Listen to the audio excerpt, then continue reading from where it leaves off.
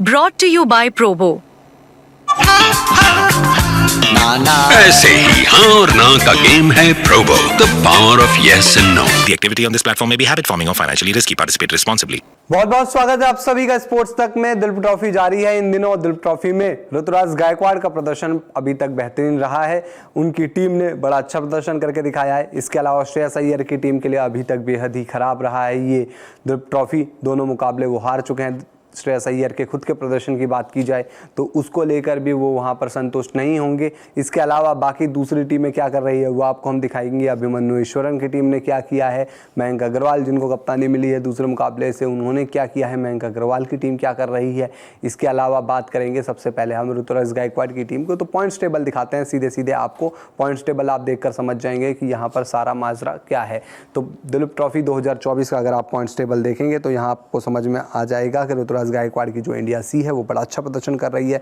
अब आप कहेंगे कि इंडिया सी भाई किस तरीके से पॉइंट्स टेबल में टॉप पर है, तो बता दें कि इंडिया सी ने पिछला मुकाबला 4 विकेट से जीता था। दरअसल इंडिया सी ने पिछले मुकाबले में जो सबसे पहला उनका मुकाबला था वो 4 विकेट से जीता था, तो वहाँ पर उन्होंने इंडिया डी को हराया था। तो उस हिसाब से उनके 6 अंक हो गए। इसके बाद इंडिया सी ने जो अगला मुकाबला खेला, यानी कि पहला मुकाबला जो इंडिया सी का था वो उन्होंने 4 विकेट से जीता था, और अगला मुकाबला इंडिया सी ने इंडिया बी के खिलाफ ड्रॉ कराया। लेकिन इस मुकाबले में इंडिया सी ने पहली पारी में लीड ले ली थी। इंडिया सी ने 525 रन बनाए थे। आपको याद होगा ईशान किशन ने जो ज़बरदस्त सेंचुरी लगाई थी, ऋतुराज ने भी 50 लगाई। बाद में आकर रिटायर हर्ट होकर वो चले गए थे, लेकिन आकर फिर उन्होंने 50 लगाई।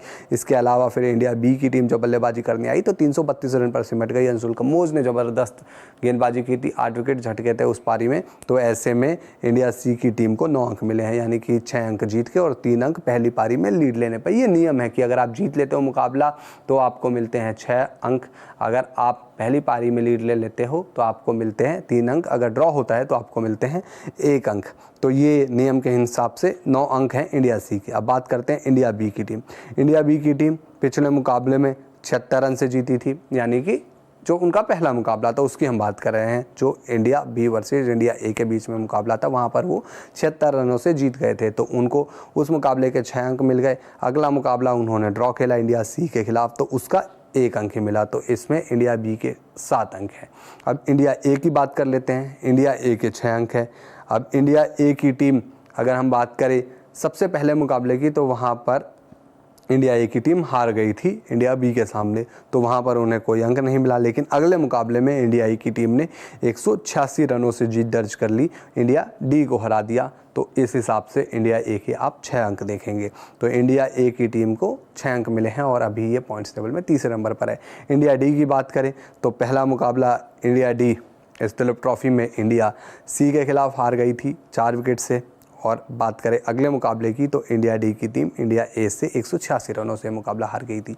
इंडिया डी की कप्तानी आपको पता है श्रेयस अय्यर कर रहे हैं, तो श्रेयस अय्यर के ऊपर भी बहुत ज़्यादा निगाहें हैं। श्रेयस अय्यर के प्रदर्शन की बात करें तो पिछले मुकाबले में उन्होंने दूसरी पारी में 41 रन बनाए थे और पहली पारी में भी उनसे रनों की दरकार थी, लेकिन वहाँ पर भी श्रेयस अय्यर बल्लेबाजी अच्छी नहीं कर पाए, वहाँ तो वो 0 रन पर ही आउट हो गए। तो ये एक कप्तान का परफॉर्मेंस देख सकते हैं इस टीम के लिए। बाकी इंडिया ए के कप्तान मयंक अग्रवाल है।